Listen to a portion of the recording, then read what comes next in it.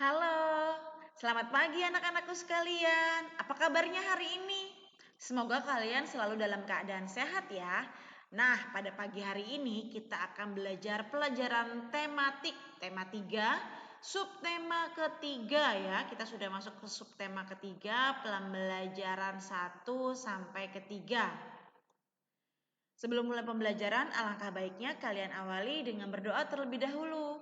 Mari sama-sama kita berdoa. Berdoa dimulai. Ya, berdoa selesai. Sama-sama yuk kita simak video pembelajaran berikut ini. Di sini ada beberapa anak sedang percakapan ya, sedang berdialog nih. Contohnya si A ya, si A ini anak perempuan. Dia bertanya kepada temannya, saat kamu susah buang air besar atau sembelit, apa yang kamu lakukan? Lalu si B, teman perempuannya mengatakan, aku akan makan makanan yang bergizi dan berserat. Aku tahu itu karena aku pernah melihat iklan itu di televisi. Wah, hebat ya.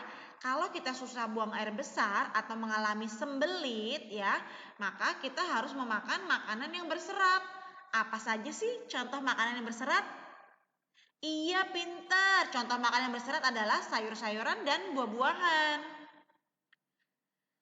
Beragam produk obat untuk mengatasi gangguan pencernaan ini ditawarkan produsen melalui iklan. Iklan merupakan sebuah media untuk menawarkan produk berupa barang atau jasa. Salah satu tujuan iklan adalah meyakinkan orang lain agar menggunakan produk atau jasa yang ditawarkan. Cara meyakinkannya bagaimana? Nah, cara meyakinkannya adalah dengan mencantumkan informasi keunggulan produk ke dalam iklan. Berikut ini adalah kelebihan dan kekurangan jenis-jenis iklan. Di sini ada contohnya yang pertama yaitu iklan koran. Kelebihan dari iklan koran yang pertama, menjangkau seluruh wilayah geografis tertentu. Yang kedua, dapat menentukan cerita yang ingin dikomunikasikan. Yang ketiga, paparan iklan tidak terbatas, sehingga pembaca dapat kembali ke pesan pengiklan lagi jika diinginkan. Kekurangannya apa media iklan koran? Kekurangan yang pertama, ruang iklan itu mahal ya, ruangnya terbatas ya, karena bentuk tulisannya itu akan dihargai mahal apabila semakin banyak tulisan semakin mahal ya. Jadi pengiklan juga ini harus bersaing dengan pengiklan lain. Yang ketiga, reproduksi foto yang kurang dapat membatasi kreativitas pengiklan. Selanjutnya biasanya dibaca sekali lalu koran itu dibuang ya, atau bisa untuk tempat bungkus sesuatu. Nah, itu ya kekurangannya. Selanjutnya ada iklan di majalah. Kelebihannya pertama, kemungkinan penargetan pembaca yang lebih baik. Yang kedua, keterlibatan pembaca itu tinggi ya. Itu artinya banyak perhatian kepada iklan tersebut. Yang ketiga, kualitas kertas pada iklan majalah itu lebih baik, lebih bagus daripada koran ya. Reproduksi warna juga lebih baik dan iklan lebih berwarna kalau dalam majalah. Sedangkan kekurangan dari iklan majalah yang pertama, jangka waktu antara pemesan dan penerbitan yang lebih lambat ini mempertegas resiko iklan dapat disalip oleh kejadian atau peristiwa lain. Kemudian yang kedua, adanya kebebasan yang terbatas dalam hal penempatan iklan dan formatnya. Dan yang ketiga, biaya ruang dalam tata letaknya ya, tata letak iklan itu mahal. Selanjutnya ada iklan radio, ada kelebihan dan kekurangannya. Kelebihan iklan radio yang pertama, bisa dinikmati di mana saja sambil kita menyetir mobil ya, atau enggak sambil mendengarkan di rumah ya. Kemudian yang kedua, memberikan kepribadian bisnis melalui terciptanya promosi yang menggunakan bunyi dan suara. Yang ketiga, pertolongan kreatif sehingga tersedia. Yang ketiga, tarif secara umum dapat dinegosiasikan.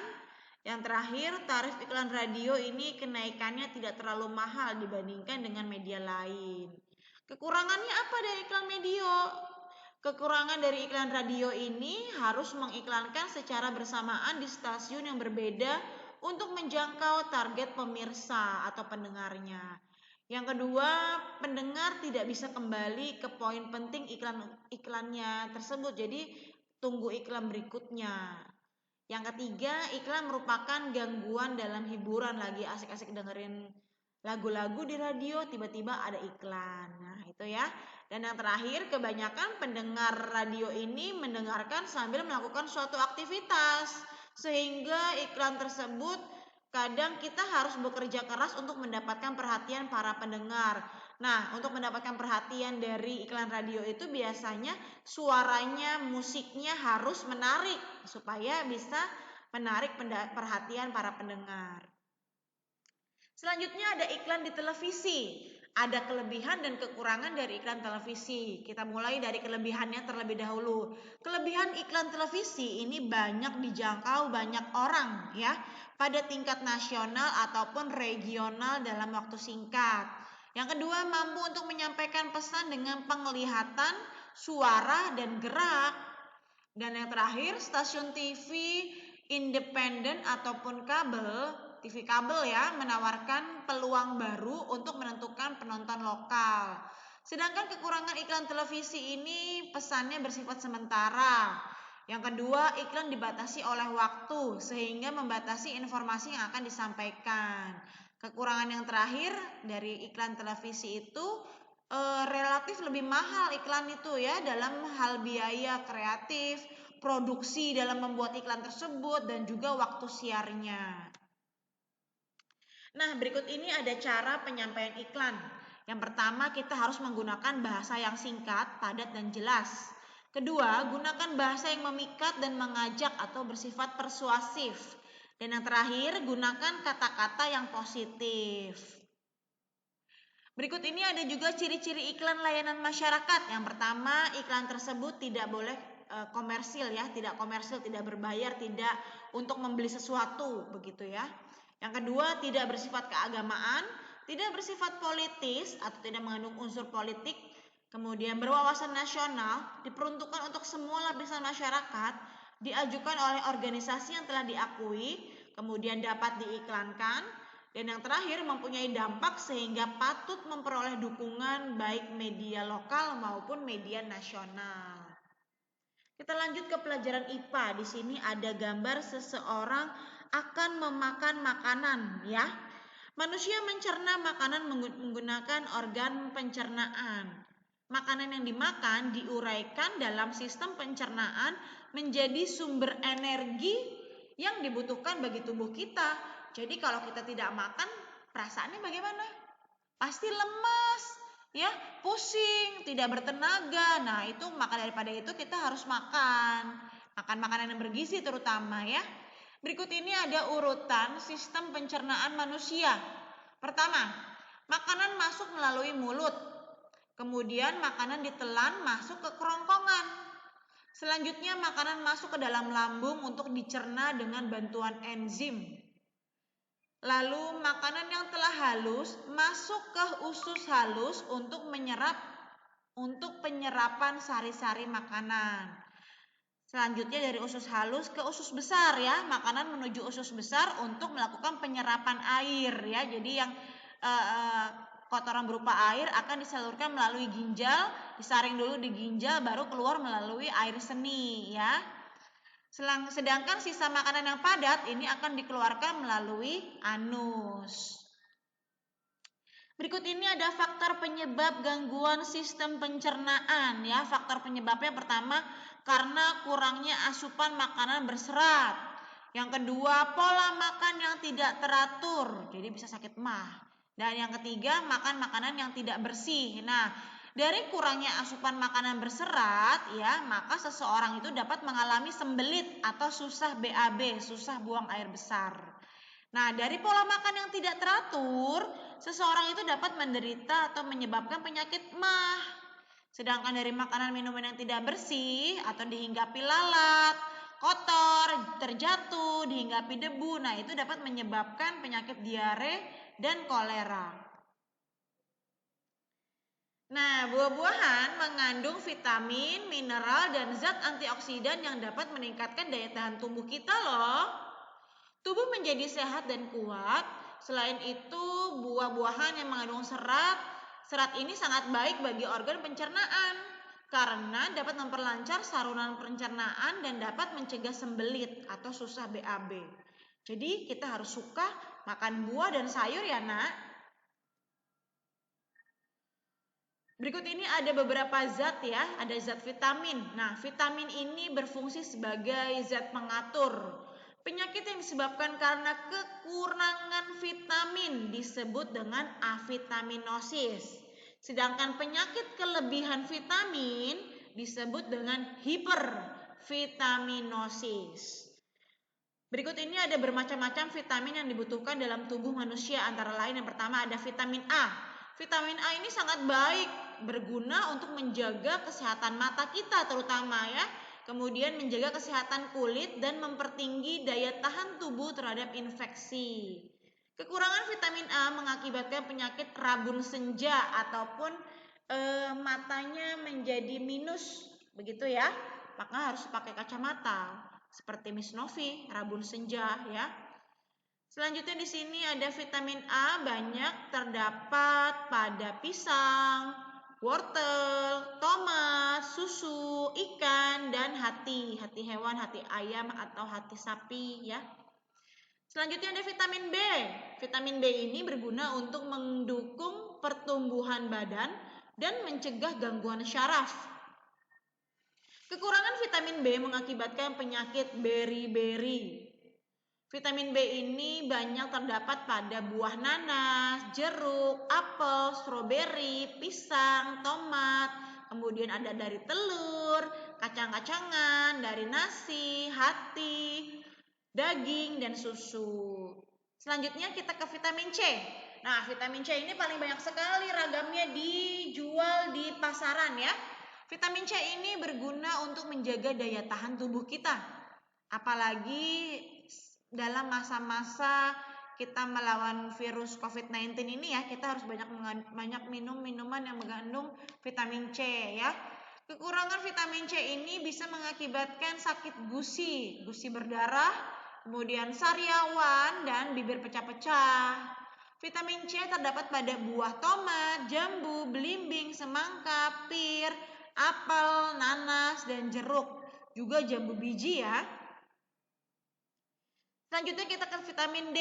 Vitamin D ini berguna untuk membantu pembentukan dan pertumbuhan tulang kita. Apalagi kalian masih dalam proses pertumbuhan yang bisa semakin tinggi. Kita harus minum atau makan makanan yang mengandung vitamin D. Kekurangan vitamin D dapat menyebabkan terserang penyakit tulang atau rakitis dan pertumbuhan tulang menjadi tidak sempurna. Vitamin D ini banyak terdapat pada ikan, susu, mentega, dan telur. Next kita lanjut ke vitamin E. Vitamin E berguna untuk menjaga kesehatan alat reproduksi, membentuk sel darah merah, dan memperhalus kulit. Kekurangan vitamin E dapat mengakibatkan keguguran bagi ibu hamil, kemudian bayi juga dapat meninggal di dalam kandungan, dan juga kemandulan atau sulit mempunyai keturunan ya, susah mempunyai anak. Vitamin E ini terdapat pada buah mangga, alpukat, kiwi, markisa, kecambah itu seperti toge ya. Kemudian telur, susu, mentega, dan daging. Next kita ke vitamin K. Vitamin K ini berguna untuk membantu pembekuan darah pada saat terjadi luka ya. Kalau kita kekurangan vitamin K, itu darah akan terus mengucur deras ya. Kekurangan vitamin K ini mengakibatkan darah sukar membeku atau sulit membeku ya. Jadi nggak berhenti-berhenti mengalir. Ngeri ya rasanya. Vitamin K ini banyak terdapat pada sayuran hijau seperti bayam, buncis, dan juga sawi. Lanjut kita ke pelajaran SBDP, ada karya seni rupa terapan daerah. Di Indonesia ini terdiri atas berbagai macam suku bangsa. Salah satu keragaman budaya yang dapat dilihat adalah pada karya seni rupa yang dihasilkan. Berikut ini ada beberapa faktor yang menyebabkan perbedaan karya seni rupa di tiap daerah, antara lain yang pertama, karena letak geografis tiap daerah itu berbeda. Yang kedua, sifat dan tatanan kehidupan yang tidak sama. Yang ketiga, sistem kepercayaan dan sistem adat istiadat yang tidak sama. Yang keempat, potensi alam yang berbeda juga di tiap daerah. Yang kelima, adanya kontak dengan daerah lain. Lanjut kita ke pelajaran IPS tentang pembangunan sosial budaya. Peran masyarakat ini sangat penting dalam pembangunan sosial budaya. Peran masyarakat dapat diwujudkan melalui kegiatan dalam sebuah adat istiadat. Tahukah kalian tentang pembangunan sosial budaya? Pembangunan sosial budaya ini pengertiannya adalah proses perubahan sosial budaya yang terencana untuk mewujudkan kesejahteraan rakyat yang ditandai dengan meningkatnya kualitas kehidupan yang layak dan bermartabat, serta memberi perhatian utama pada tercukupinya kebutuhan dasar. Kebutuhan dasar itu kebutuhan primer, yaitu terdiri dari sandang, pangan, papan, atau pakaian, makanan, dan rumah. Next, adat istiadat yang berperan dalam pembangunan sosial budaya contohnya adalah subak. Subak ini adalah sistem pengairan sawah tradisional yang ada di Bali. Kemudian ada bersih desa di daerah Jawa Tengah dan Jawa Timur. Nah, di mana masyarakatnya bersyukur atas panen dengan cara memasak nasi dan lauk pauk dalam jumlah banyak, kemudian dimakan bersama-sama. Selanjutnya ada Repong Damar, ini dari Lampung, tentang sistem pengelolaan bekas ladang dengan pohon damar. Jadi ladang-ladang mereka yang sudah tidak dipakai, sudah diambil, sudah dipergunakan ya, supaya ada pergeseran ataupun ada pertukaran. Nah, di lahan ladang tersebut ditanami dengan pohon damar. Yang terakhir ada pamali mancing ikan di daerah Maluku Utara. Nah, adat sosial masyarakat ini yang mengatur pemanfaatan sumber daya pesisir dan laut. Nah, keragaman budaya di Indonesia itu banyak sekali ya. Seperti yang kalian sudah pernah buat dalam clipping, ada keragaman adat istiadat, ada keragaman rumah adat, kemudian ada kesenian daerah, suku bangsa, dan bahasa daerah. Lanjut kita ke muatan pelajaran PPKN. Nah, salah satu budaya yang diwariskan kepada kita ini adalah budaya gotong royong. Nah, ini adalah gotong royong membangun rumah atau mungkin balai desa, balai RT ya. Nah, keberagaman merupakan kekayaan bangsa Indonesia. Keberagaman bukan menjadi alasan untuk terpecah belah. Persatuan ini sangat diperlukan dalam pelaksanaan pembangunan nasional. Oleh karena itu, sudah seharusnya kita menjaga keberagaman karena hal ini merupakan kekayaan yang tidak ternilai harganya. Bagaimana sikap kita dalam menjaga keberagaman? Nah, yang pertama, kita harus menyadari bahwa keberagaman adalah hal yang biasa dalam kehidupan. Yang kedua, mengembangkan sikap toleransi antar umat beragama, antar suku bangsa. Yang ketiga, mempelajari kebudayaan yang ada di Indonesia. Yang keempat, menjadikan keberagaman sebagai kebanggaan. Dan yang terakhir, memanfaatkan keberagaman untuk bekerja sama. Nah, anak-anakku sekalian, baru saja telah kita simak bersama-sama video pembelajaran dari tema 3, subtema ketiga, pembelajaran 1, 2, dan 3. Semoga kalian bisa dipahamkan ya atas penjelasan dari Miss Novi. Pesan Miss Novi, jangan lupa tetap terapkan protokol kesehatan dimanapun kalian berada, jaga kesehatan, dan tetap semangat belajarnya. Sampai jumpa lagi di video pembelajaran berikutnya. Bye-bye.